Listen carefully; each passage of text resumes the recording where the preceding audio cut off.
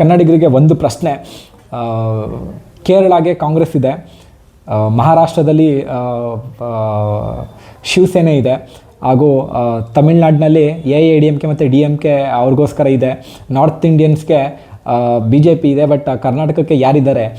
ಇದು ನನ್ನ ಪ್ರಶ್ನೆ. ಕರ್ನಾಟಕಕ್ಕೆ ಯಾರಿದ್ದಾರೆ?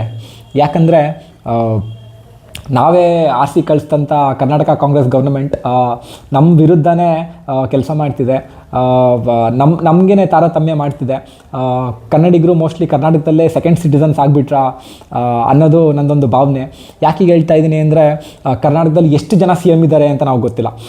ನಾವು ಆರಿಸಿ ಕಳಿಸೋದು ಸಿದ್ದರಾಮಯ್ಯ ಅವ್ರನ್ನ, ನೀವು ನಮಗೋಸ್ಕರ ಕೆಲಸ ಮಾಡಲಿ ಅಂತ, ನೀವು CM ಆಗಿರಿ ಅಂತ ನಾವು ಕಳಿಸಿರೋದು.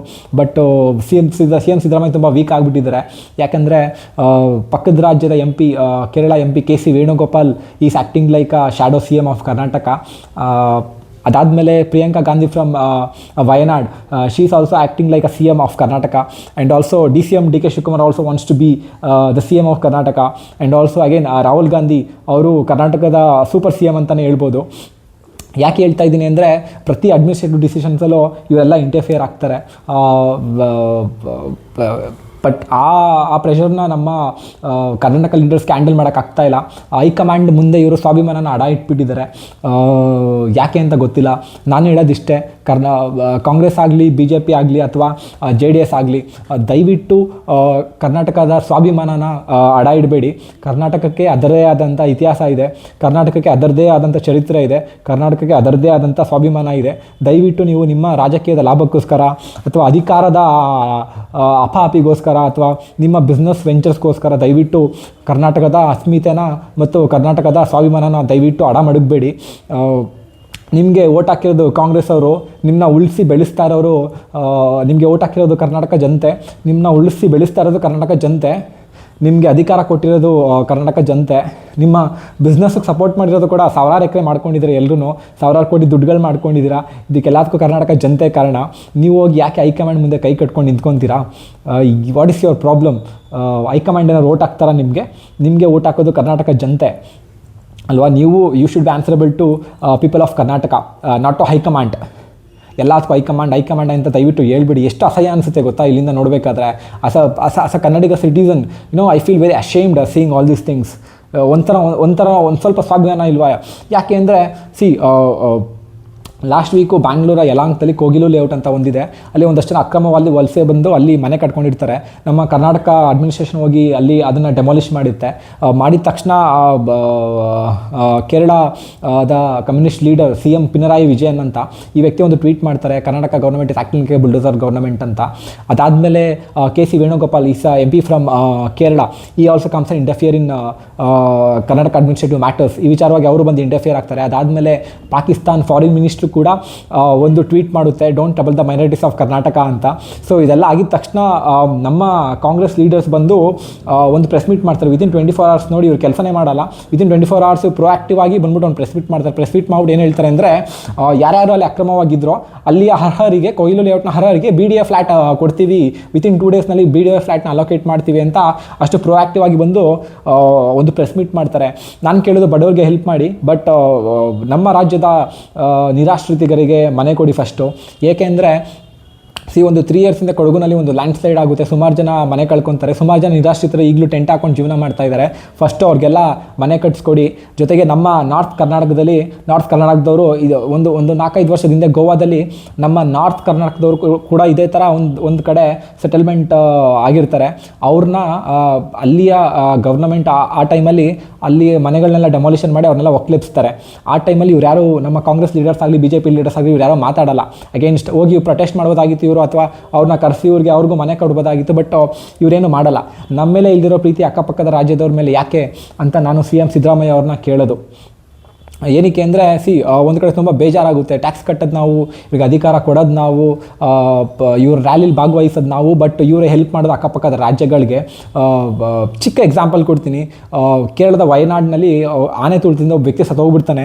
ಅದು ತಕ್ಷಣ ಪ್ರಿಯಾಂಕಾ ಗಾಂಧಿ ಒಂದು ಟ್ವೀಟ್ ಮಾಡ್ತಾರೆ. ಆ ಟ್ವೀಟ್ ಮಾಡಿದ ತಕ್ಷಣ ನಮ್ಮ CM ಸಿದ್ದರಾಮಯ್ಯ ಅವನಿಗೆ 15 ಲಕ್ಷ ಪರಿಹಾರ ಕೊಡ್ತಾರೆ. ಪಕ್ಕದ ರಾಜ್ಯದವನಿಗೆ ನಾವು 15 ಲಕ್ಷ ಪರಿಹಾರ ಕೊಡ್ತೀವಿ. ಅದಾದಮೇಲೆ ತಿರ್ಗಾ ಅಗೇನ್ ವಯನಾಡಲ್ಲಿ ಲ್ಯಾಂಡ್ ಸ್ಲೈಡ್ ಆಗುತ್ತೆ, ನಿಮ್ಗೆ ಗೊತ್ತಿರ್ಬೋದು ಅಲ್ಲ. 2 years ಆಗೋ ವಯನಾಡಲ್ಲಿ ಲ್ಯಾಂಡ್ ಸ್ಲೈಡ್ ಆಯಿತು. ಅಲ್ಲಿ ಲ್ಯಾಂಡ್ ಸ್ಲೈಡ್ ಆದಾದಮೇಲೆ ಇವ್ರಿಗೆ ಏನಾಯಿತು ಏನೋ ಗೊತ್ತಿಲ್ಲ, ನಮ್ಮ ಟ್ಯಾಕ್ಸ್ ದುಡ್ಡು ಹೋಗಿ ಅಲ್ಲಿಯ ನಿರಾಶ್ರಿತೆಗೆ 100 ಮನೆ ಕಟ್ಕೊಡ್ತೀನಿ ಅಂತ ಇವರು ನಮ್ಮ ದುಡ್ಡನ್ನ ಅಲ್ಲಿ ಕೊಡ್ತಾ ಇದ್ದಾರೆ. ಸೊ ನಾನು ಕೇಳೋದಿಷ್ಟೇ, ನಮ್ಮಲ್ಲೇ ಸಾವಿರಾರು ಲಕ್ಷಾಂತರ ಜನ ನಿರಾಶ್ರಿತರಿದ್ದಾರೆ, ನಮ್ಮಲ್ಲೇ ಬಡವರು ಇದ್ದಾರೆ ಕರ್ನಾಟಕದಲ್ಲಿ, ಅವ್ರಿಗೆ ಹೆಲ್ಪ್ ಮಾಡಿ. ನೀವು ಯಾಕೆ ಅಕ್ಕಪಕ್ಕದ ರಾಜ್ಯಕ್ಕೆ ಯಾಕೆ ನಿಮಗೆ ಉಸಾಬರಿ? ಯಾರಪ್ಪನ ಮನೆ ದುಡ್ಡು? ಕರ್ನಾಟಕ ಟ್ಯಾಕ್ಸ್ ಪೇಯರ್ಸ್, ನಮ್ಮ ದುಡ್ಡು. ನೀವು ಯಾಕೆ ಸಿಕ್ಕ ಹೆಂಗೆ ಬೇಕು ಹಂಗೆ ಅಕ್ಕಪಕ್ಕ ಸ್ಟೇಟ್ಸ್ಗಳೇ ಕೊಡ್ತಾ ಇದ್ದೀರಾ? ಅವ್ರು ನಮ್ಗೆ ಎಷ್ಟು ಕೋಟಿ ಕೊಟ್ಟಿದ್ದಾರೆ? ನಾನು ಕೇಳಿದ್ರು ವಯನಾಡವರು ನಮಗೆ ಎಷ್ಟು ಹೆಲ್ಪ್ ಮಾಡಿದ್ದಾರೆ, ಕರ್ನಾಟಕಕ್ಕೆ ಅವ್ರ ಕಾಂಟ್ರಿಬ್ಯೂಷನ್ ಏನು?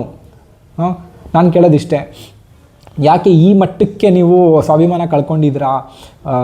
ಏನಾಯಿತು ನಿಮ್ಮ ಸ್ವಾಭಿಮಾನಕ್ಕೆ ಅಂತ ನಾನು ಕೇಳೋದು.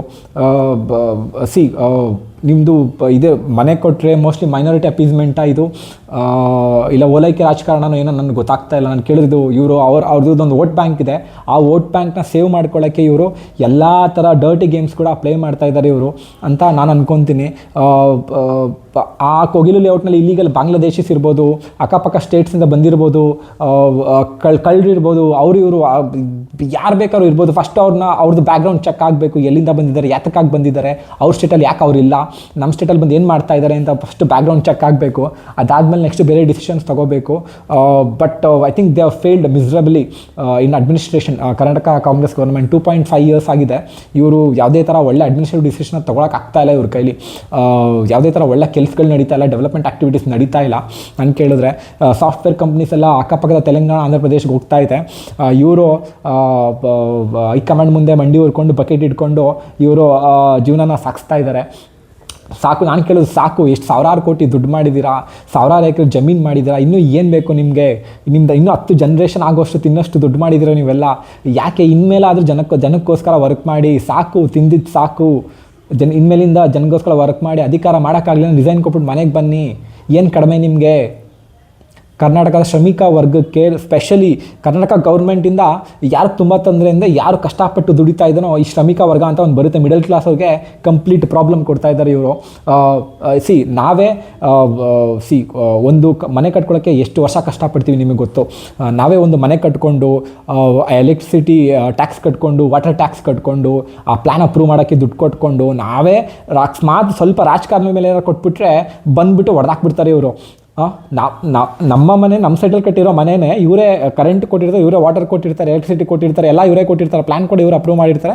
ಆಮೇಲೆ ಕೊನೆಗೆ ಒಂದು ದಿನ ಬಂದ್ಬಿಟ್ಟು ರಾಜಕಾಲುವೆ ಮೇಲೆ ಕೊಟ್ಟಿದ್ದಾರೆ ಅಂತ ನಮ್ಮ ಮನೆಗಳನ್ನ ಹೊಡೆದಾಕ್ತಾರೆ.